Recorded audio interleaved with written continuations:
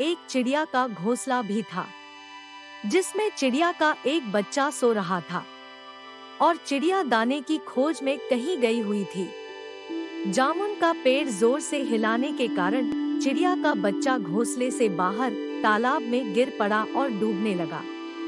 चिड़िया के बच्चे को डूबता हुआ देखकर उसे बचाने के लिए बकरी तालाब में कूद गई, लेकिन बकरी को तैरना नहीं आता था। इस वजह से वह भी तालाब में डूबने लगी। बकरी को डूबता हुआ देखकर हाथी भी तालाब में कूद गया और उसने चिड़िया के बच्चे और बकरी दोनों को डूबने से बचा लिया।